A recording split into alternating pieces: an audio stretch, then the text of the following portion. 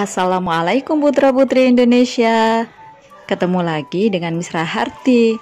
Di kesempatan kali ini saya akan menjelaskan tentang tema 2, subtema 2, pembelajaran ke-1.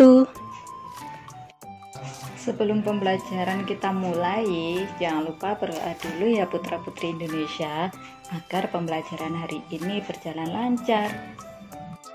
Setelah proklamasi kemerdekaan Indonesia, yaitu tanggal 17 Agustus 1945, seharusnya bangsa Indonesia telah merdeka dan terbebas dari segala bentuk penindasan serta penjajahan.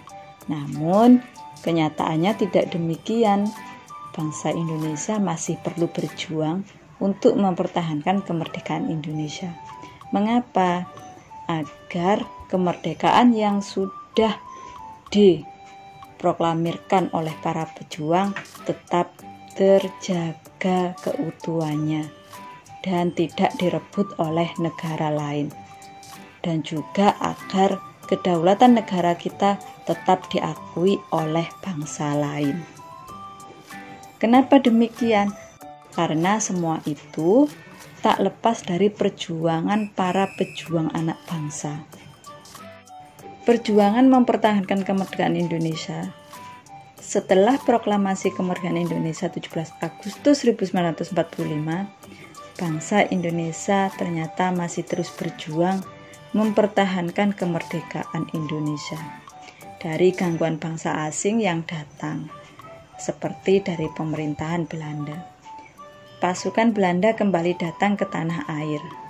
Kedatangan ini disambut dengan berbagai bentuk perlawanan oleh bangsa Indonesia.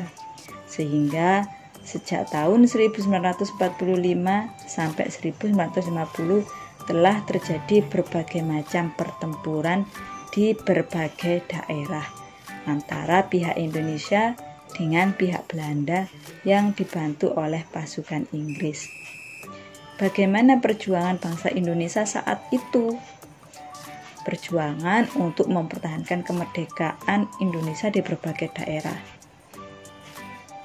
Salah satunya perjuangan untuk mempertahankan kemerdekaan yaitu Pertempuran Surabaya. Pertempuran Surabaya. Pertempuran ini terjadi pada tanggal 25 Oktober 1945. Tentara Sekutu yang dipimpin oleh Brigadir Jenderal Malabi. Tanggal 27 sampai 30 Oktober 1945. Terjadi kontak senjata antara para pemuda Indonesia dengan pasukan Inggris. Dalam pertempuran ini, pasukan Inggris dapat dipukul mundur. Bahkan puncak dari pertempuran tersebut terbunuhnya pemimpin pasukan Inggris, yaitu Brigadir Jenderal Malabi. Pada tanggal 9 November 1945, Inggris mengeluarkan ultimatum yang berisi semua pimpinan dan orang Indonesia yang bersenjata harus melapor dan meletakkan senjatanya di tempat yang ditentukan dan menyerahkan diri dengan mengangkat tangan. Namun, ultimatum tersebut ditolak oleh pihak Indonesia. Pada tanggal 10 November 1945, terjadi pertempuran yang sangat dahsyat. Pasukan Inggris menggempur Surabaya dari darat, laut, dan udara. Peristiwa itu terjadi tanggal 10 November dan diperingati sebagai Hari Pahlawan. Pertempuran Surabaya adalah satu dari sekian banyak upaya yang dilakukan oleh bangsa Indonesia dalam mempertahankan kemerdekaan Indonesia. Masih banyak perjuangan lain yang dilakukan di berbagai daerah.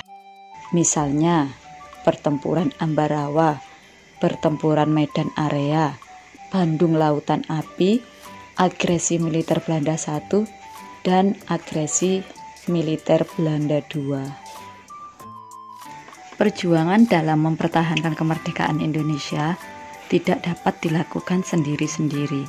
Sangat diperlukan kerjasama dan persatuan dari seluruh rakyat Indonesia agar cita-cita untuk menjadi bangsa yang bebas dan merdeka dapat tercapai. Itulah tadi putra-putri Indonesia, upaya untuk mempertahankan kemerdekaan Indonesia. Nah, dari contoh tersebut, yuk sekarang kita cari tahu apa makna yang dapat kamu petik dari upaya mempertahankan kemerdekaan dalam pertempuran Surabaya. Mencari informasi tentang pertempuran Ambarawa dan disajikan dalam bentuk peta pikiran. Kalian dapat mengembangkan peta pikiran yang telah kalian buat menjadi sebuah tulisan baru dengan menggunakan kata-kata sendiri dan menggunakan kalimat efektif ya putra-putri Indonesia. Nah, sekarang apa sih yang dimaksud dengan kalimat efektif? Kalimat efektif adalah kalimat yang mengandung gagasan pembicara atau penulis yang terdiri atas kata-kata yang mempunyai unsur SPOK. Apa sih SPOK? SPOK yaitu subjek, predikat, objek, dan keterangan. Lalu apa saja ciri-ciri kalimat efektif? Kalimat efektif memiliki ciri-ciri: 1. Memiliki unsur penting atau pokok. 2. Menggunakan struktur bahasa yang tepat. 3. Memenuhi kaidah ejaan yang berlaku. 4. Menggunakan pilihan kata atau diksi yang tepat dan sesuai kebutuhan.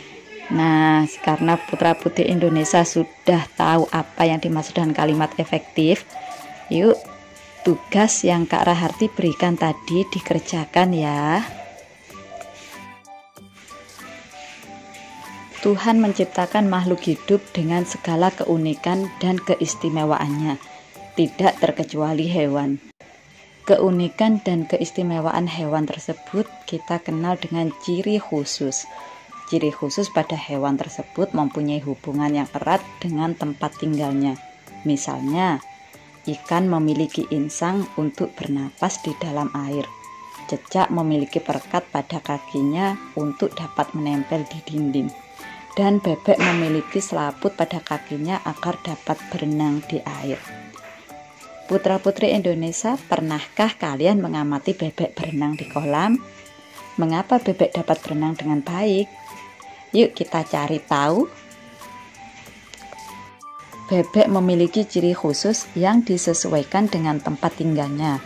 Bebek hidup di darat, namun untuk mencari makan, bebek biasanya berada di air. Ciri khusus yang dimiliki bebek untuk mencari makan berupa paruh yang agak panjang dan lebar pada bagian ujungnya. Bebek mencari makan di air, seperti kolam, sungai, sawah, atau danau yang dangkal. Bulu bebek dilapisi oleh minyak, sehingga tidak basah jika terkena air. Ketika bebek keluar dari air dan berada di darat, bebek biasanya mengibas-ngibaskan bulunya, sehingga air yang menempel di tubuhnya keluar. Apa yang akan terjadi jika bulu bebek tidak dilapisi minyak dan air menyerap ke tubuhnya? Selain itu, bebek juga memiliki ciri khusus lainnya, yaitu selaput pada kakinya. Selaput tersebut digunakan untuk berenang. Karena putra-putri Indonesia sudah tahu salah satu ciri hewan peliharaan kita, sekarang yuk amati 3 hewan yang ada di sekitar kalian. Berdasarkan pengamatan kalian, catat ciri-ciri khusus hewan tersebut beserta habitatnya. Tulis laporan kalian berdasarkan pengamatan kalian. Kalian dapat melengkapi laporan tersebut dengan membaca berbagai sumber bacaan. Lalu, tulislah laporan kalian pada tabel yang sudah tersedia. Setelah itu, tulis kesimpulan berdasarkan hasil pengamatan kalian ya. Selamat mengerjakan. Alhamdulillah, pelajaran hari ini telah selesai. Mudah-mudahan apa yang kita pelajari hari ini bermanfaat. Sampai ketemu lagi ya putra-putri Indonesia. Terima kasih dan wassalamualaikum.